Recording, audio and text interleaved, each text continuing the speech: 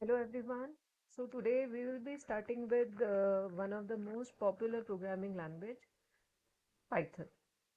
Now before starting with what is Python, why we use it, let's find out what are the features which Python supports and why it has been become one of the most popular language used by most of the industry giants like Microsoft, Google to develop their applications or to support their applications. Now, what is Python? Python is a very popular, widely used general purpose language which is interactive in nature, follows an object oriented approach, and is a high level programming language. The most stable version which came into existence was 1991 and it was created by Guido van Rossum. The language then has taken back by Python Software Foundation to to give more extensible libraries to provide more support to the vast community of developers.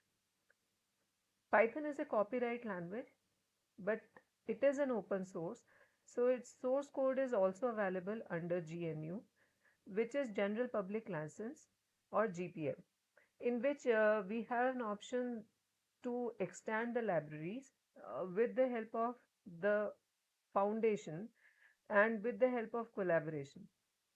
Now, why Python was developed or why it came into existence? The major reason was to have an emphasis on code readability. Though most of the programming languages which we use, they provide us the support, but most of them are, or if we write a code in these languages like C or C++ or Java, the code is very lengthy and altogether it is tough to read or understand the code. So to have a better readability of the code, Python came into existence. And when we use the syntax has a very effective feature which enables to write the code for even complex problems in fewer lines. So that is the reason why Python has become much popular nowadays. And then talking about the application domains, because of its striking features, Python has been used almost in every type of domain, be it image processing, data analysis, or for artificial intelligence based problems, or to design a neural network, we can use Python for. Now, let's see what are the other benefits or what are the other features of Python. Now, before starting with the features, let's see how or what are the versions or what is the history behind Python. So, as we had discussed, Python was developed by Guido van Rossum in the late 80s and in early 90s, that is 1991, at the National Research Institute for Mathematics and Computer Science in Netherlands, he actually had put down the very first stable version of Python. It was derived from multiple languages, which includes ABC, Modular 3, C, C++, Smalltalk, Algol, Unix shell, and lot many other scripting languages. Now, the major Python releases which came into existence were Python 0.9.0. It was the first published version and it was released in February 1991 and it has the support for all the core object programming principles. Then the next version was 1.0 which came in 1994 which also had a support to functional programming. Now, this means Python not only can support object-oriented programming features, but it can also handle functional programming tools, which includes feature like support for complex numbers. Then in 2000, October 2000, we had another major version of Python, which was Python 2.0, and it has again, or it came with many new features like list, comprehension, garbage collection, and Unicode support. Unicode, I hope you all know, it means universal code. It is a type of character set which enables the transfer of information from one system or one machine to another in a flawless form. And it is a 16-bit code, so it supports around 65,536 characters, so that you can include all the characters which you can think of, which exist on keyboard or in any of the language. Then the next version of Python was Python 3.0, which came in 2008. And when Python 3.0 came, it has the primary objective to actually handle the discrepancies which were there in 2.x versions or 2.x extensions. It was backported to Python 2.6, and it also had a very unique utility which was called Python 2 to 3, so that we can automatically translate Python 2 code to Python 3. The current stable version of Python 3.0, or the extension which Python 3.0 has, is Python 3.12.1, and its release date is December 8, 2023. So these are the important Python versions, and all the major versions have their extensions which added various functionalities to Python language and which enable Python to be in the form which is nowadays we are using. Now, going to the features of Python, the very first and the most striking feature of Python is that it is very easy to code. Being a high level programming language, it is very easy to learn when we compare it with languages like C or C++ or C Sharp or JavaScript. And it is very easy to code in Python because it is a developer friendly language. The syntax which Python offers is very straightforward, and it is very much similar to English language. Unlike languages like C or C++, where we use, or in Java, where we use semicolon to terminate the sentence, we do not use semicolon here, or we do not need to use curly brackets to provide blocks. But yes, we use indentation. We will discuss what indentation is when we will be focusing on the syntax of Python. So we generally use indentation to define the code block. Another striking feature of Python is it is free and open source. That means I can download it freely from the official website of Python, which is python.org, and you can easily install it on your machine. Apart from that, Python is being supported by a number of frameworks or IDEs. You can download these IDEs so that you can have an hands-on the latest versions of Python which you want to work with.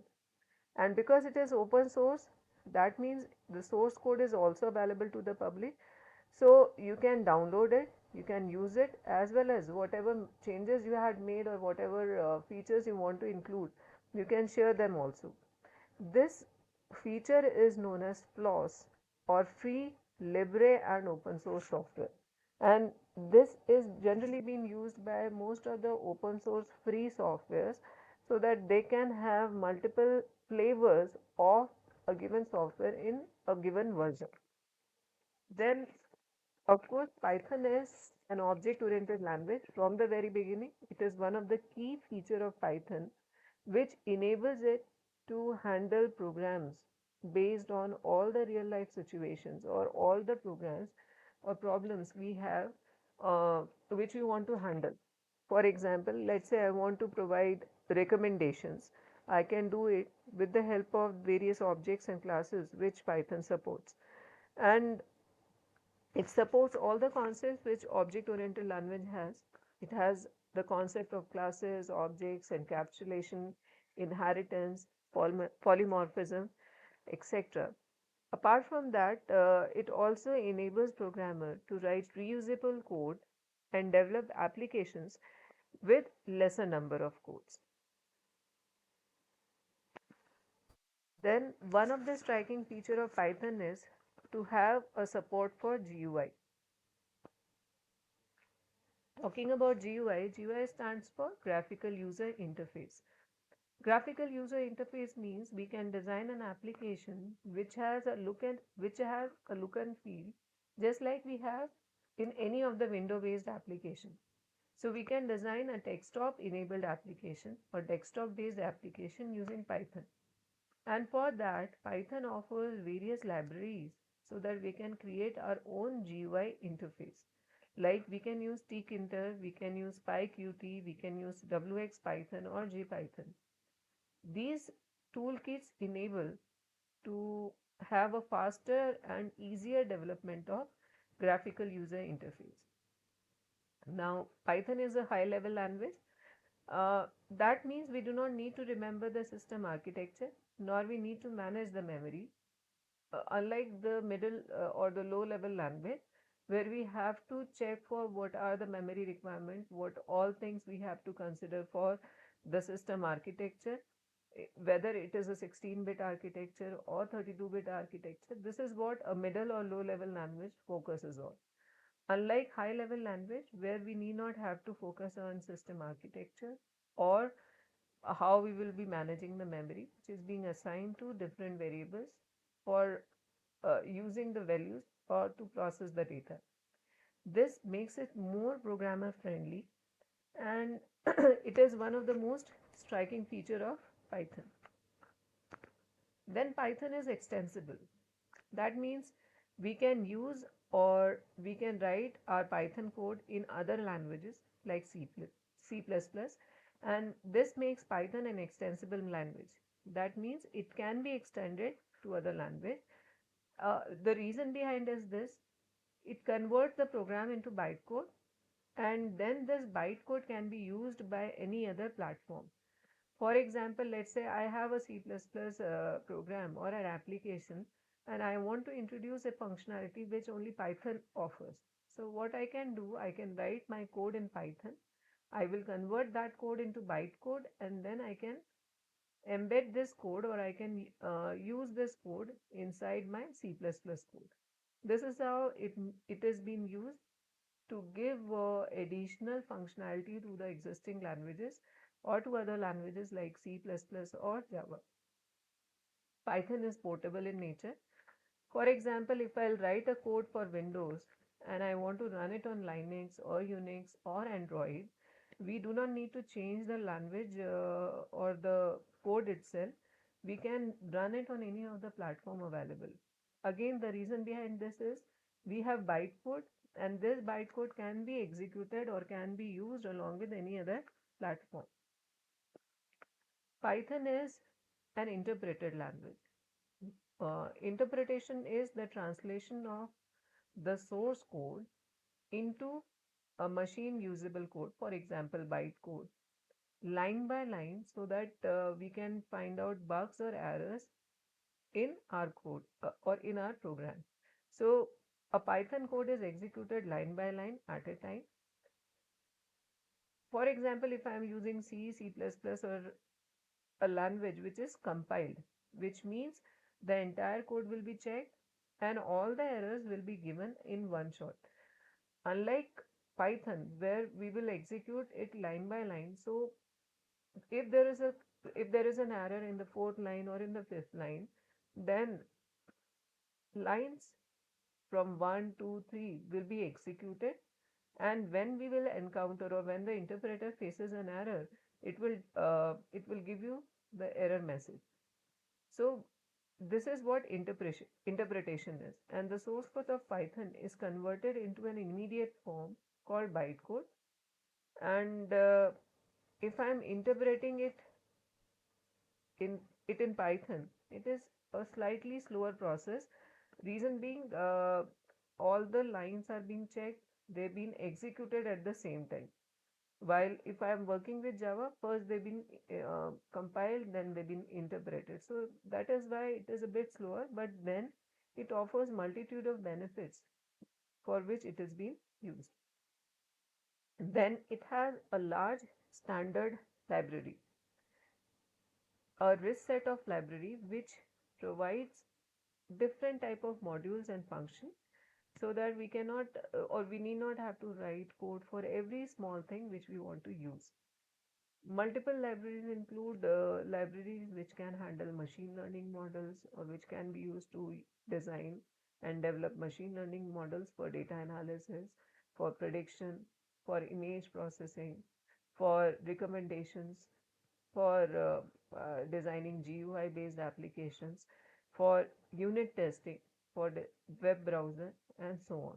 So it has a large base of libraries, and these are also called libraries which can be extended whenever user wants to, or which can be enabled whenever user wants to use them within the code.